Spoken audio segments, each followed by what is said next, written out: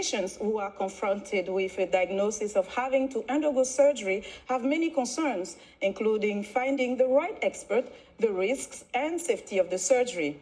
I spoke to Dr. Kofi Boahene, Associate Professor at Johns Hopkins Medical Institute and one of its lead surgeons. In part one of our interview, we discussed the work of a surgeon and the challenges of addressing surgeries and healthcare in some African countries. I'm a teacher, so when I go, I'm going to be training medical students and people who are training to be surgeons.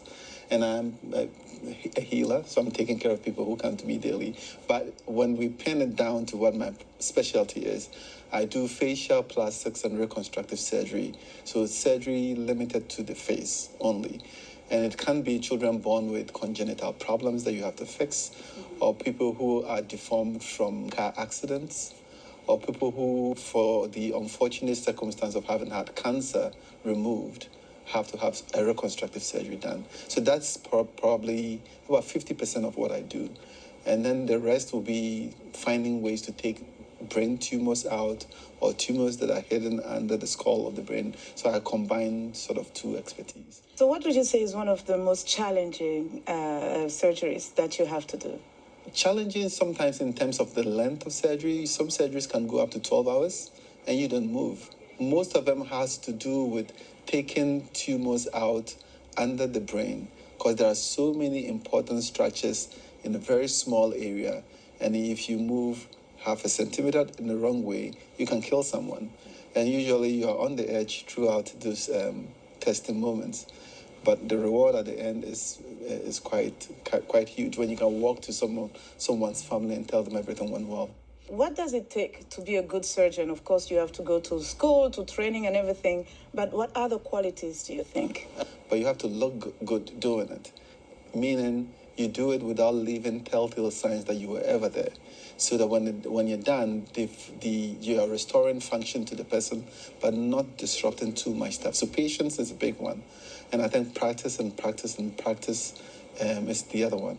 And more importantly, you shouldn't be very scared of looking at blood, which to me was the opposite because I started off in life, could not stand the sight of blood.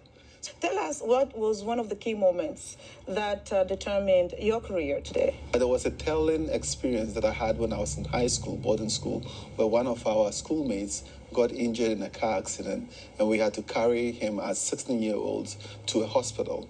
And that was where a turning point really happened, that you find yourself with a schoolmate, helpless, you think he's going to die, and there's no help for that person.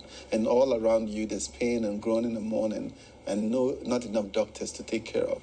And that was an experience that I didn't like. And I said, I'm going to come back and change this.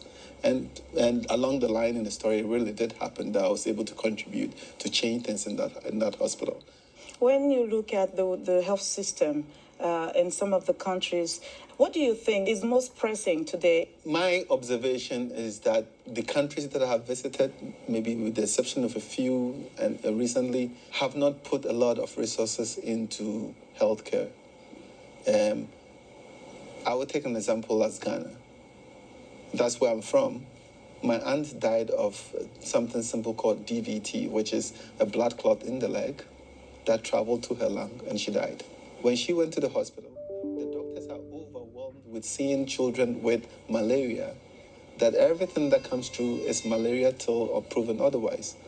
So nobody has the attention to go further because they are overwhelmed. One, because the resources are not there, and two, it's not because of lack of expertise, they're just overwhelmed. And sometimes we ask the government maybe to try to do too much, and I think whether the government works to help or not, the private sector should just help and then just shine the light wherever they are.